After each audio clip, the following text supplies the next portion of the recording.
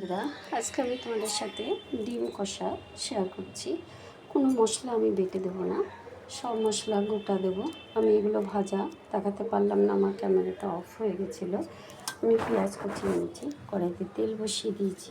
এবার আমি পেঁয়াজগুলো দিয়ে দেবো, দিয়ে একটু নুন দিয়ে ভালো করে ভেজে নেবো। বেশ কিছুটা কাঁচা লঙ্কাও কুচিয়ে দিলাম।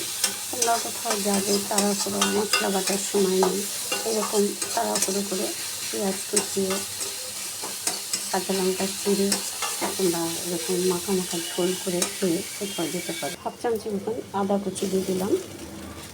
এবার একটা বড়ো সাইজের টমেটো কেটে নিয়েছি। টমেটোটা যতক্ষণ না গলবে পেঁয়াজের সাথে ততক্ষণ আমি ভাজা ভাজা করে নেবো।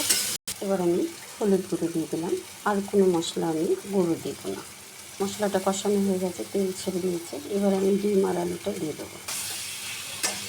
খুব সুন্দর ডিম আর আলুটা কষানো হয়ে গেছে। এবার আমি পরিমাণ মতন জল দিয়ে দেবো, কারণ আমি এটা কষা করি। আমার ডিম কষা হয়ে গেছে। এবার আমি গরম মশলা দিয়ে দিলাম। আমি শালিমার গরম মশলা ব্যবহার করি। এবার আমি নামিয়ে নেবো। ডিম কষা হয়ে গেছে। কেমন লাগলো তোমরা অবশ্যই কমেন্ট করো। তোমরা অফিস থেকে এসছে, মশলা করতে ভালো লাগছে না, এরকম সব গুছিয়ে ডিম আলু সেদ্ধ করে নিতে পারবে। একদম সব থাকে, তেল মশলা খুবই কম। আজকে রাখছি, আবার অন্য দিন আসবো অন্য কোনো রেসিপি।